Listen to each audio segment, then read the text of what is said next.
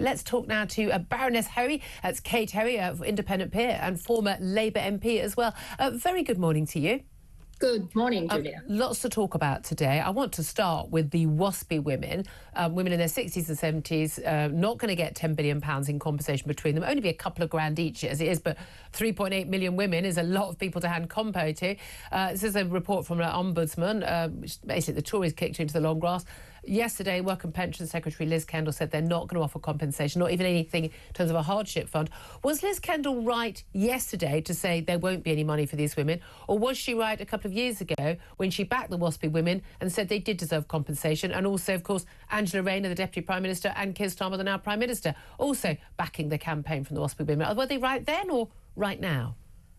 Well, it's obviously hugely disappointing to all those women who were expecting with the Labour government that had made commitments. Whether they should have made the commitments or not is another matter, but they made those commitments, particularly even Liz Kendall herself, who I think said something like it was unacceptable poverty that many of those women would be put into. So I think whatever the decision was made yesterday, and I genuinely think that they should have been able to find some amount from after the Ombudsman report, perhaps a token amount to show that they recognise the hurt and the annoyance and the disappointment. But the reality is, of course, they're not going to give the huge amount that were promised. And I think the thing that comes out of this to me, Julia, is just once again, people will say, what is the point of politicians not quite what is the point of politicians, but what is the point of politicians before elections saying things, because they don't ever really carry them through. And this is a classic example of promises made. Well, again, but the key thing is, we know what the point was. There was clearly a point, which was like, we're just going to, this is an easy cause. You can slag off the government. You can get some brownie points for being nice people, caring about these women who, are making the point. I mean, and many of them have been badly affected. Many of the women in that campaign have been badly affected.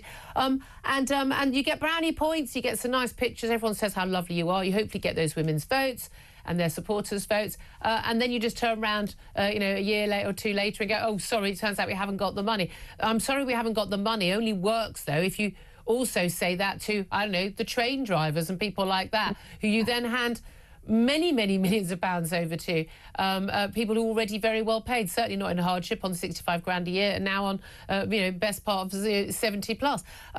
I mean, this is the thing.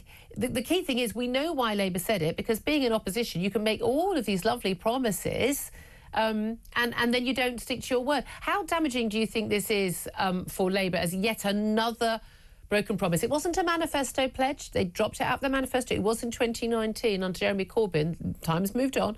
But how much more does this hit on the idea that Labour simply cannot be trusted on anything they have ever said before they got into office? I don't think you can underestimate the damage this has done long-term as well for Labour. And it's coming on the back of all the other different groups. Practically every week there's another group of people. We've had the pensioners and the winter payment. We've had the farmers. Yeah. We've had so many different people from different areas that now, it's almost, how can you find people who actually think Labour is doing well? And this is, I think the other thing is simply how soon this has all happened. I mean, I know people say, oh, well, it's early days and there isn't an election for another 5 years. But, you just have to look at those regular opinion polls now that are showing that there has been no pickup for Labour at all in the last month or so. Not pickup. I mean, Keir Starmer, he's voted to the worst Prime Minister in modern day history. Yes, and so soon after becoming a Prime Minister. Should be riding high. Well, the public probably, unless you looked at it carefully, you thought, oh my goodness, they've got a huge majority, 170 or whatever. They must be so popular. The reality, as we all know, when you study it in detail, they weren't popular. They were the Conservatives were unpopular. Well, let me get to that. How big an issue do you think it is, either good or bad, that to the likes of Elon Musk, the world's richest man, US billionaire, should be wanting to bankroll Nigel Farage's Reform UK party? Because a lot of people are saying that Labour don't, Tories realise the threat from Reform, because that Reform is one of the main reasons they're not in power right now, because there was the alternative for many on the right.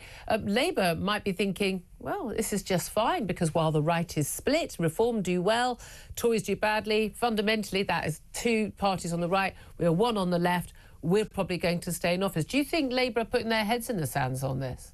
Oh, without a doubt. I think there's been such a sort of nastiness about Reform over the year, since they started, and particularly leading up to the last election, and they still haven't. A lot of individual members of Parliament in those so-called red wall seats are realising now that their chances of staying on are reducing literally every day. And remember, Reform is a relatively new party. Yeah. If you look how long Labour and the Conservatives have had, and they've had that opportunity to build up their campaigning skills on the ground, their money, which is why the Elon Musk contribution. And I mean, I don't think it would be anything like what was originally said. No, 100 million apparently was plucked out of thin air. Yeah, but I mean, as long as it's done legally, which of course there are ways of doing it legally. We've seen other parties take money from foreign donors, then that is going to really help them. And it's just not the money. It's the fact that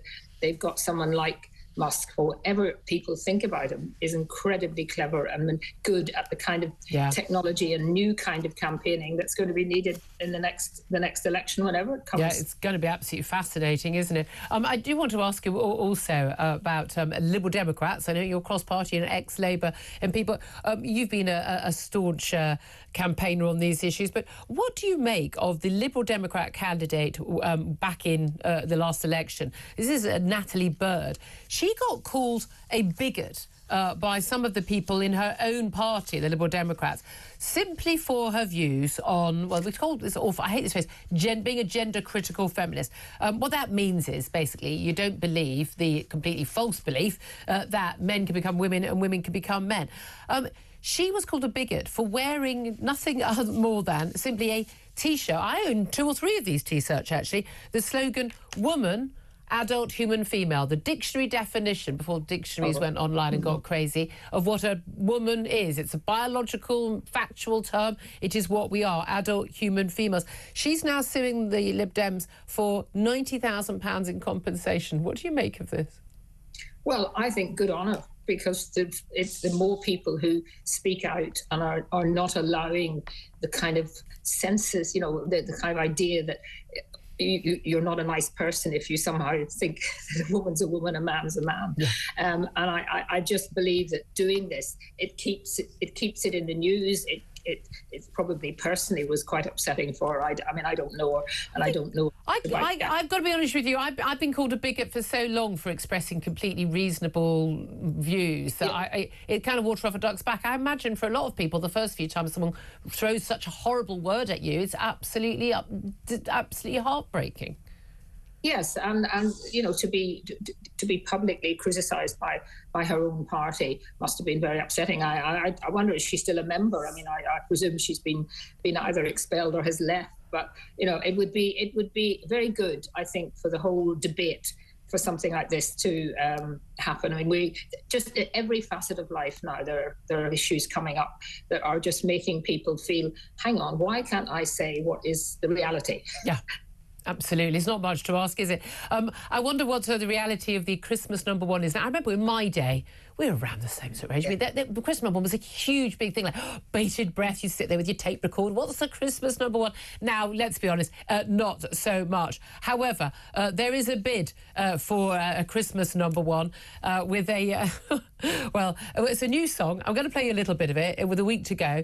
Festive classics, obviously, all competing. I think we've got, was it Ed Davies, but a choir of carers bidding for #1 as well. But a song parodying the Prime Minister by Sir Starmer and the Granny Harmers is topping music download charts. There's a campaign to get it to #1. It's called Freezing This Christmas. You may recognise the tune. Have a little watch and a listen.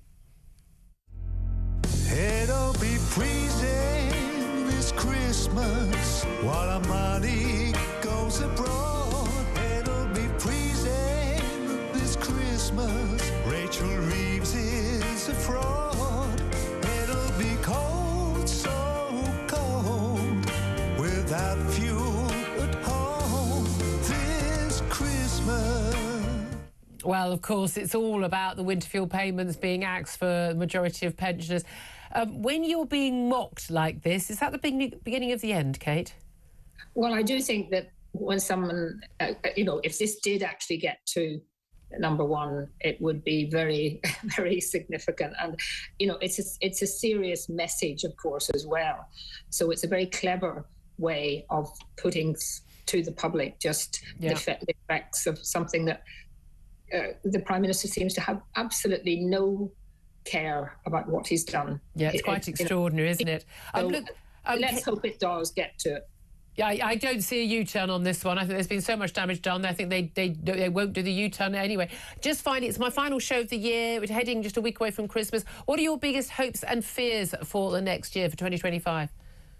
Well, I would have to say my fear is that Sir Keir Starmer, the Prime Minister, is going to continue to move us closer and closer to the European Union by a drip-drip effect, hoping that people won't notice. But all those people who voted do notice, and that is going to come home to roost for him, I hope. The chickens go home to roost. That's my hope. That's your hope. I love it.